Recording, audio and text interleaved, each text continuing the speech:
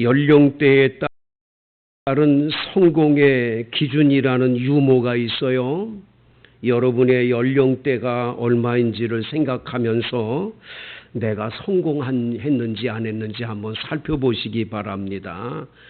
10대는 부모님이 부자면 성공했다. 20대는 좋은 대학 갔으면 성공했다. 30대는 억대 연봉을 받는 직장인이면 성공했다. 40대가 되면 회식 자리에서 2차를 쏠 수 있으면 성공했다. 50대는 공부 잘하는 자녀를 두었으면 성공했다. 60대는 아직도 돈 벌고 있으면 성공한 거다. 70대가 되면 건강하면 성공이에요. 80대는 친구한테 전화가 오면 성공한 거예요. 90대 아침에 눈 뜨면 성공했다라는 거예요. 여러분, 사람들은 다 성공의 금자탑을 언제나 꿈꾸고 있습니다. 나는 남들에 비해서 이 정도 성공했다. 이제 9월달이 되면, 추석 명절이 되면 자가용 몰고 가서 시골의 노인들 앞에서 내가 성공했다는 걸 보여주고 싶은 마음에 평상시에 안 타던 자가용들을 전부 임대해가지고 간다는 거예요. 가가지고 내가 성공했다고 뻐기고, 그런 거를 사람들은 다 좋아한다라는 거예요. 서점에 가면 성공학이라고 하는, 자기개발서라고 하는 책들이 굉장히 많이 나와요. 그 읽어보면 다 비등비등한데, 첫째가 뭐냐? 당신 안에 잠자고 있는 자아를 깨우라고. 당신은 얼마든지 할 수 있다고. 할 수 있다면 분명히 할 수 있는 거라고. 왜 성공 못하냐? 남들 다 성공하는데 너에게도 그게 있는데 왜 그러냐? 계속 그런 얘기로 글을 써가는 거예요. 남이 잘된 것에 대한 얘기를 하면서 이 사람도 이랬는데 왜 너는 못 성공하냐? 맨날 그런 얘기로만 책들이 다 엮어져 있는 걸 보는 거예요. 그런데 여러분, 그런 금자탑 같은 것들을 쌓아 사람들에게 박수 받는 게 진짜 성공일까요? 그건 얼마 못 가는 거예요. 그건 잠깐이에요. 사람들한테 칭찬 조건 받은 거, 그거 끝나는 거예요. 더 이상 뭐가 더 있겠어요. 근데 우리는 거기에 목숨을 거는 거예요. 그게 성공인 줄 알고 거기에만 몰두를 하고 살 때가 참 많다라는 거예요. 특별히 여러분, 많은 분들이 이 전능 환상에 빠져 살 때가 많아요. 하나님의 전능하심을 믿어야 되는데, 하나님의 전능하심은 어디로 가버리고 내가 전능한 자가 되려고 하는 거예요. 내 힘으로 얼마든지 큰 일을 할 수 있다. 하나님 필요 없다. 내가 알아서 하면 되는 거지. 무슨 하나님이 필요 있냐? 그 예수 믿고 교회 다니는 건 다 그거 아무것도 아니다. 내가 얼마나 능력 많은데, 내가 얼마나 전능한데. 이 전능 신화에 사람들이 빠져들기 시작하면, 대통령들도요, 전능 신화에 빠지면 잘못되는 거예요. 지금 푸틴이 저렇게 전쟁 일으키는 건 왜 그럽니까?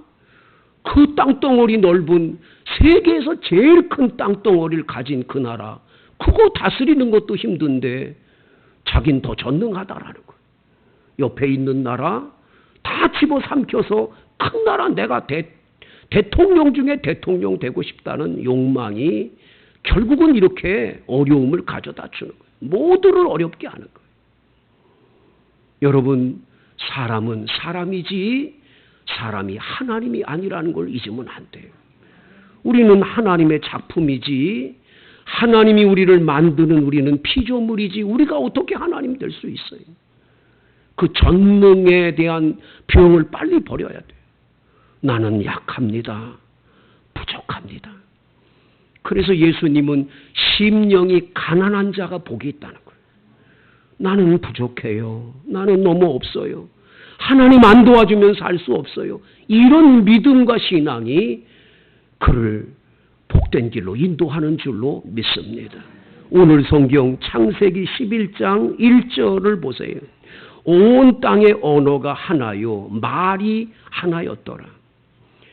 노아의 아들들 셈, 함, 야벳 다 그 후손들이 지금 이렇게 살면서 언어가 다 똑같은 거예요.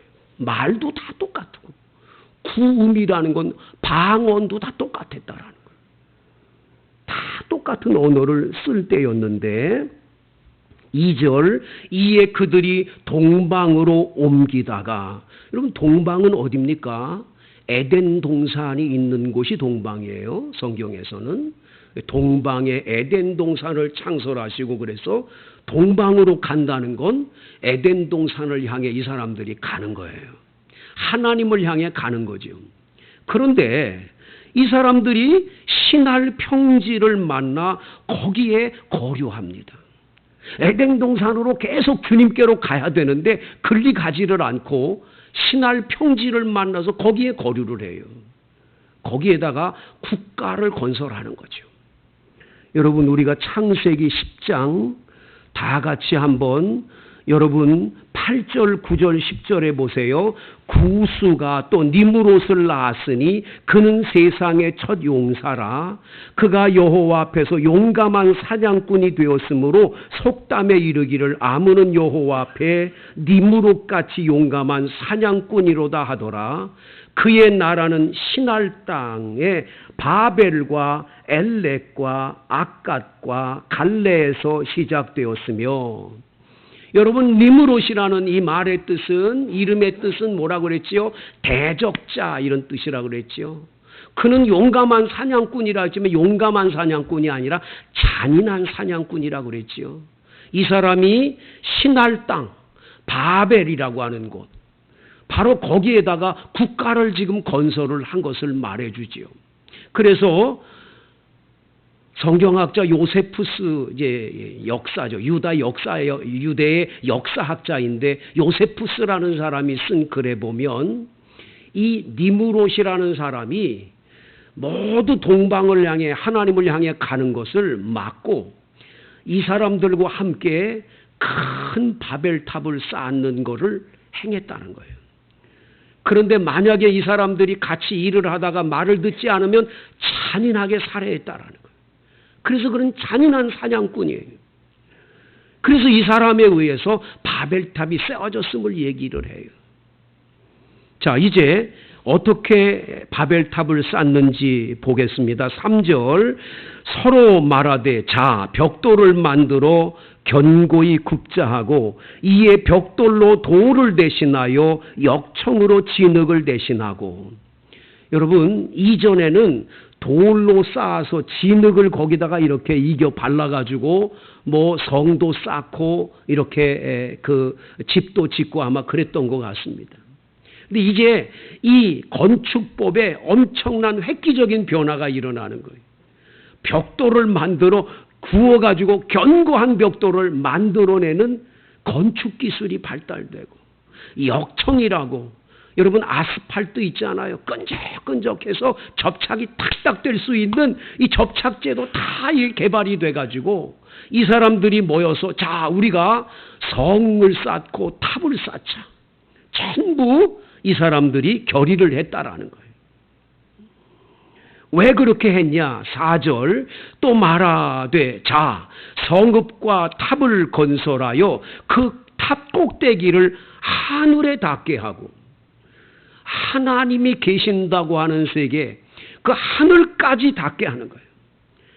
그 탑 꼭대기가 하늘까지 닿게 하고 우리 이름을 내고 온 지면에서 흩어짐을 면하자. 우리끼리 여기서 잘 먹고 잘 살잖아요. 완전히 우리끼리 함께 이렇게 하자. 예전에 그 우리나라에서 가장 큰 회사 가운데 하나인 삼성이라는 회사의 이건희 회장이 독일의 프랑크푸르트라는 곳에서 이 삼성에 있는 모든 임원진들을 모아놓고 강연을 이분이 하는데, 앞으로 삼성은 이렇게 가야 된다. 우리 삼성이 어떠냐? 우리끼리 다 모여가지고 우리끼리 아파트 만들고 우리끼리 학교 만들고 우리끼리 하면 되지. 우리끼리 이런 걸 만들자. 그 안에 모든 먹을 것 입을 것들 있는 모든 백화점이고 뭐고 다 한 군데 모아놓으면 우리 삼성 얼마든지 살지 않냐. 여러분 그게 쉽게 이루어질 것 같지만 안 되는 거예요. 그런 건. 그건 바벨탑인 거예요. 바벨탑. 무너지는 거예요. 5절 여호와께서 사람들이 건설하는 그 성읍과 탑을 보려고 내려오셨더라. 여러분 하나님이 어디에 계시다가 내려왔다. 하나님은 안 계신 곳이 없고 모르는 곳이 없는데 이 창세기를 기록한 분이 신인 동형론이라고 하나님이라는 그분도 인간처럼 이렇게 내려오거나 그렇게 한다는 생각을 가지고 썼을 뿐이지 하나님은 어디 와서 내려와서 보시고 그런 분이 아니에요. 하나님 다 알고 계세요. 6절 여호와께서 이르시되 이 무리가 한 족속이요 언어도 하나이므로 이같이 시작하였으니 이후로는 그 하고자 하는 일을 막을 수 없으리로다. 이 사람들 이거 하는 일거 못 막겠다. 하나님이.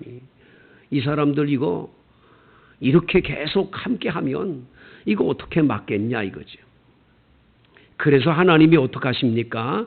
7절 자 우리가 내려가서 거기서 그들의 언어를 혼잡하게 하여 그들이 서로 알아듣지 못하게 하자. 그리고는 여호와께서 거기서 그들의 온 지면에서 흩었는데 그들에게 언어를 혼잡하게 함으로 인해서 그 탑을 쌓을 수 없게 하시는 거예요. 천지창조라고 하는 영화를 보면 이 탑 쌓는 바벨탑 쌓는 그것이 영화에 나와요. 근데 이 사람들이 탑을 참 높이 쌓아 올라가다가 갑자기 하나님이 언어를 혼잡하게 하니까 이 사람이 벽돌 줘 그랬는데 이 사람이 벽돌을 안 주고 딴 걸 주는 거예요. 알아듣질 못하는 거예요. 그리고 이 사람이 언어가 막 다르니까 서로가 막 혼잡이 돼가지고 그러다가 나중에는 이 사람들끼리 막 소리를 질러 막 정신병자들이 다 돼가지고 막 자기들끼리 막 서는데 전혀 다른 사람들 알아듣지 못하고 서로 그러니까 결국은 이 사람들이 탑에서 다 내려와가지고 소리를 지르는 거예요. 한국말 하는 사람은 한국끼리 다 모이는 거예요. 영어 하는 사람은 영어끼리 다 모이는 거예요. 언어들끼리 모이면서 전부 흩어지는 장면이 그 영화에 아주 압권으로 나오는 걸 보게 되죠. 성도 여러분 결국은 이 바벨탑이라고 하는 혼잡이라고 하는 뜻이죠. 혼잡. 이 혼잡한 바벨탑이 무너지고 결국은 건설하지 못하게 된 것을 보게 되는 거죠. 이 땅의 언어가 혼잡하게 됐어요. 그래서 언어가 하나가 되지 못하고 혼잡해지는 거예요.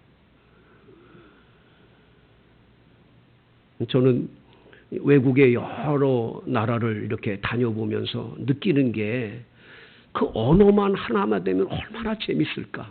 어디 가든지.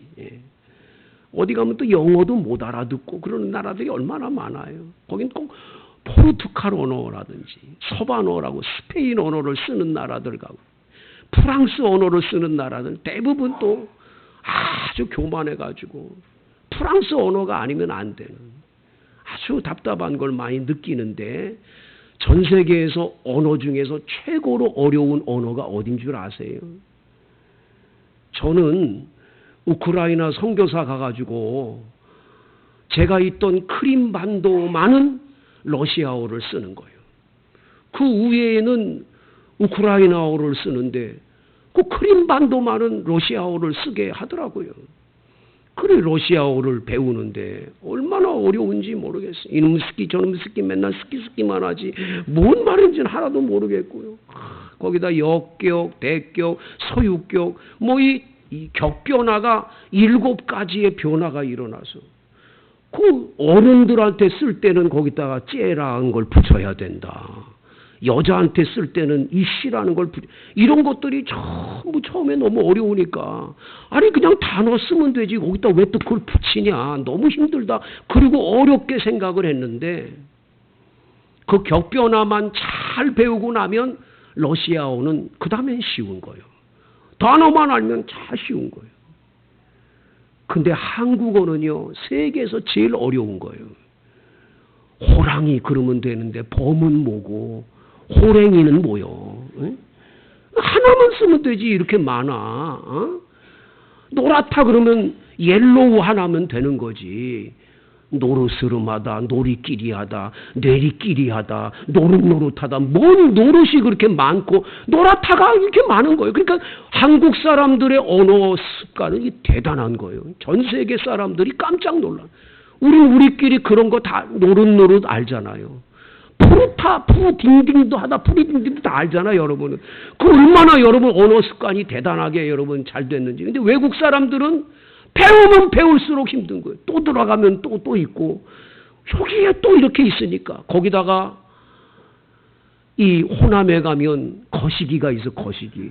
거시기가 뭔지를 알아야지, 거시기. 거시기는 거기다 한번 붙여가지고, 거시기를 얼마나 씁니까? 충청도 사람은 그러시오. 그래요. 아이고. 충청도 사람들이요, 느려 터졌는 줄 알았잖아요. 아니에요. 대슈, 그럼 끝나는 거야. 대슈. 얼마나 이 충청도 사람들은 말이 간단한 거예요. 알아서 해요. 그러면 다 끝나는 거예요. 다 끝나. 경상도 가면 또 얼마나 경상도 발음이 셉니까? 이번에 제가 봉화에 갔더니 경상도 분들 얘기하라는데 병원에 갔는데 그 아가씨가 뭐라고 얘기했는데 알아듣지를 제가 못하는 게 있어요. 경상도 발음으로 막 하는데 아유 거기다 또 마스크 써가지고 얘기를 하니까 알아들을 수가 있어야지. 여러분 이렇게 방언이 같은 나라 안에서도 다 다른데 얼마나 많은 방언들이 세상에 많이 나와 있습니까? 이 언어의 혼잡이 왜 시작됐습니까? 바벨탑에서부터 그랬다는. 인간의 교만 때문에 그런. 자기들의 대를 하늘 꼭대기까지 쌓아서 하나님하고 대적하고 자기 이름들을 내고 흩어짐을 면하고 우리끼리 잘 살자. 그거 잘 될 줄 알았는데 다 무너지는 거예요. 여러분 하나님 없이 모이는 모임은요 다 흩어지게 돼 있어요.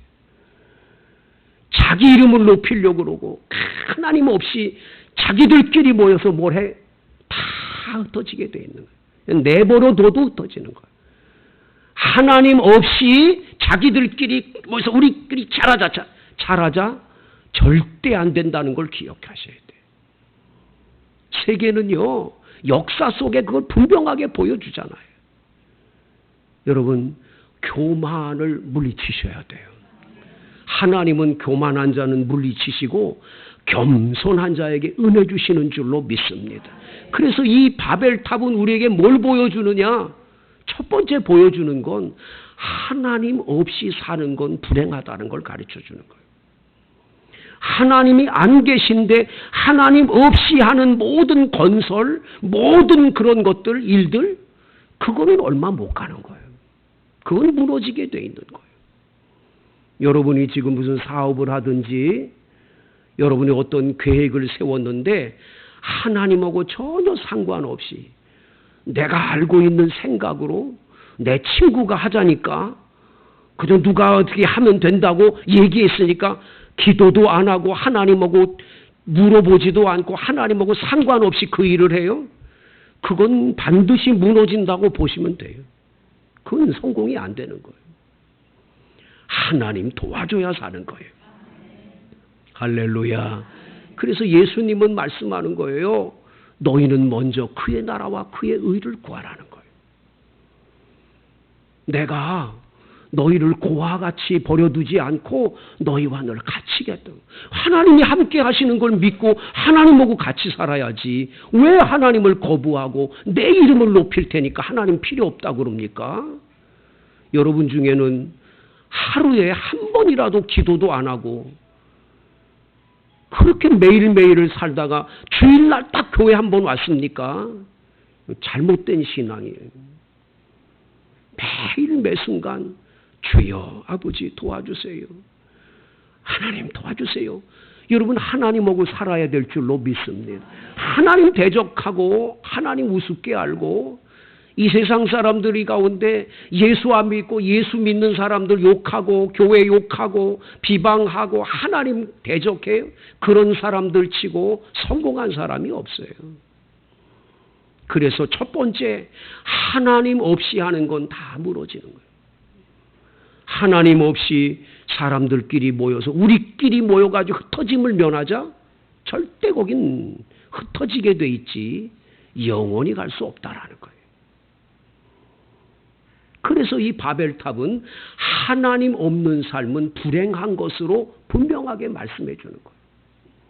여러분, 여러분의 집에도 주님을 꼭 가장으로 모시게 되기를 바랍니다. 그래서 부부가 어떤 일을 계획할 때도 여보, 내가 말한 대로 해야지. 왜 당신 그렇게 하니까? 이쪽에서는 무슨 소리냐고 당신 그런다고 내가 될 줄 아냐고. 서로 남편 부인들이 자기 주장만 내세우는 그 집은 절대 행복지 못한 거예요. 계속 싸우는 거예요. 안 싸우면 어떻게 돼? 안 싸우려면 하나님 뜻을 묻는 거예요. 우리 기도합시다 여보.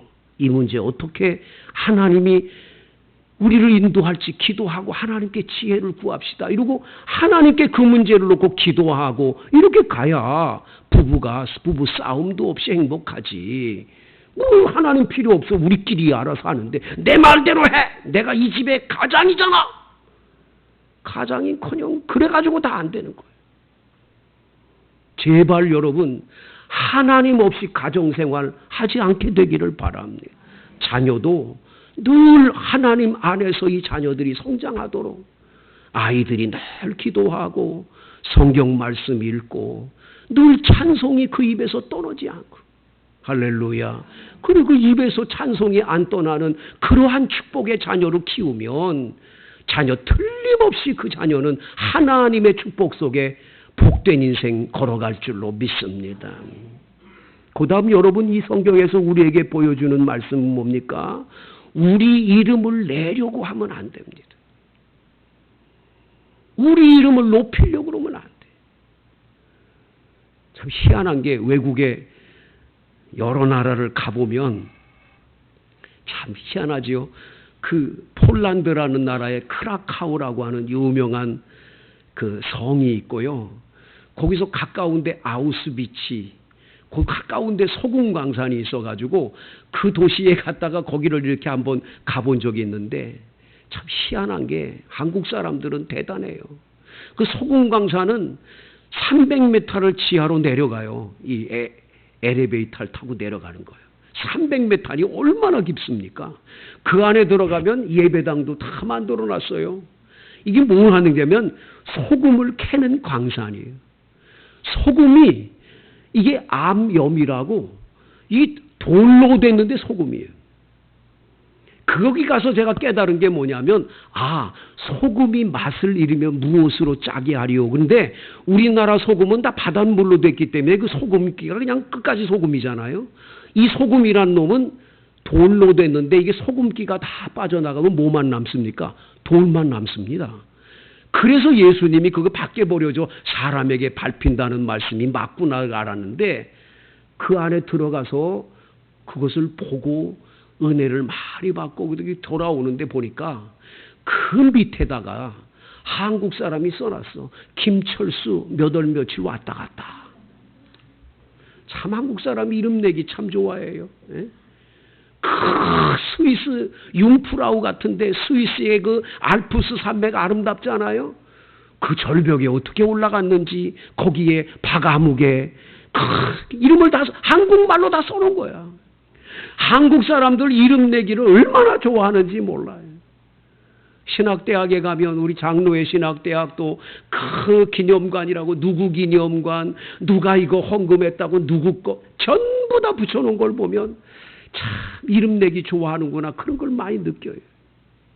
여러분이 주보에 헌금 낸 이름이 있는 거, 여러분 조심하셔야 되는 게 내가 이만큼 헌금 내는 거야 이름 높이려고 여기다 넣는 거 아니에요.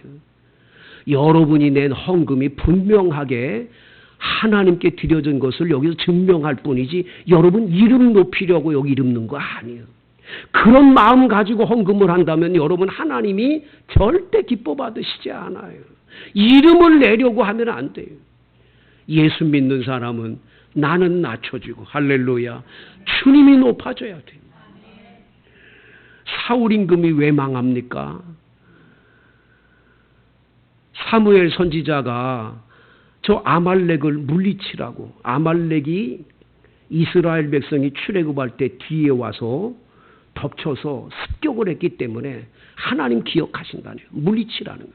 아주 완전히 물리치는데 사람도 하나도 남기지 말고 짐승들까지 다 남기지 말라는 거예요. 가가지고 이겼어요. 승리하고 난 다음에 첫 번째 한 게 뭔 줄 아세요? 성경 사무엘상을 보세요. 이 사울 임금이 탁 와서 뭐부터 하냐? 자기 기념비를 세워요. 내가 내 힘으로 아말렉을 물리쳤다는 자기 기념비를 세워요. 그래 놓고는 양과 소를 몰래 훔쳐다 갖다 놓는. 사무엘 선지자가 와서 뭐라고 그러지요? 임금님께서 왕께서 자기를 겸손하게 낮추실 때 하나님은 당신을 높여서 임금 되게 했는데 왜 교만합니까? 왜 교만합니까? 순종이 제사보다 낫고 듣는 것이 수양의 기름보다 낫지 않느냐고. 여러분 베드로를 생각해 보세요. 베드로가 예수님 12제자로 얼마나 예수님 따라다니면서 자기 이름을 높이려고 그랬습니까? 이 예수님이 물 위로 걸어오니까 나도 걷겠다고 그러잖아요. 성경에 보면 베드로가 계속 그렇게 자기 이름을 높이려고 그래요. 마지막에는 예수님께서 겟세마네 동산에 기도하러 가시기 전에 얘기를 해요. 다른 제자들은 예수님 배반할지 몰라도 나는 죽는 한이 있어도 죽을지언정 배반하지 않겠다고. 그랬던 그가 예수님 모른다고 부인해요. 3번씩이나. 아주 너무너무 사람이 한순간에 그냥 나락에 떨어지는 거예요. 실패자가 된 거예요. 제자로서 실패자가 된 거예요. 그런데 부활하신 예수님 만난 후에 성령 받고 나니 베드로가 바뀌어져요. 옛날 베드로가 아니에요. 성전 문 앞에 앉아있는 나을 때부터 앉은뱅이를 나사렛 예수의 이름으로 일어나 걸으라고 그를 일으킨 다음에 사람들이 막 박수치고 저 베드로가 고쳤다고 베드로를 높일 때 베드로가 뭐라 그럽니까? 여러분 왜 자꾸 나를 봅니까? 내가 아니요. 여러분 얼마 전에 여러분들이 저 십자가에 못 박여준 그 예수님 있죠? 그분 사흘 만에 부활했거든요. 그분의 이름이 이 사람 고친 거예요. 내가 고친 거 아니에요. 얼마나 멋있습니까? 베드로가 바뀌었다니까요. 그 이후에 여러분 사도행전에 보면 무슨 말이 나옵니까? 도르가라고 하는 다비다라고 이름하는 한 여자가 죽었어요. 과부들이 다 와서 울어요. 그럴 때에 그 시체를 씻어 놓은 다락에 올라가서 하나님께 간절히 기도했을 때 죽은 그 여자가 살아났잖아요. 이 얼마나 영웅시대입니까? 사람들이 야 베드로 사람 죽은 사람도 살렸다 박수 보낼 거 아니에요. 그런데 성경에 보면 베드로는 무두장이 시몬의 집으로 요바로 가서 숨어 있어요. 자기 드러내지 않아요. 자기 이름을 높이지 않아요. 신앙생활은 나는 낮아지고 예수의 이름이 높아지는 거예요. 나는 죽고 예수가 사는 거예요. 하나님, 나는 아무것도 아니에요. 다 주님의 은혜 덕분입니다. 어떻게 당신 아들이 그렇게 지혜롭게 공부도 잘하고 그래요? 원래 제가 똑똑했거든요. 이러면 그건 안 되는 거예요. 다 주님의 은혜입니다. 아버지 은혜 덕분이죠. 내가 우리는 정말 우리 아이한테 해준 게 없다고. 하나님 은혜라고. 아멘. 내 남편이 어디서 막 성공해서 잘 돼가지고 정말 박수 받는 자리에 있다. 사람들이 다 박수 쳐줘도 아니라고. 그거 아니라고. 하나님이 해주신 거라고. 하나님의 은혜라고. 그것이 여러분들이 성공하는 비결인 줄로 믿습니다. 예수 없이, 하나님 없이 쌓아올린 바벨탑은 무너지는 거예요. 주님과 함께 주님의 은혜를 받아서 하면 성공의 길이 열려지는 줄로 믿습니다. 이번에 봉하마을에 우리 교회 청년들 갔잖아요. 제가 목요일 날 갔는데 그 교회 목사님이 간증을 하는, 이 목사님 원래 권투 선수였대요.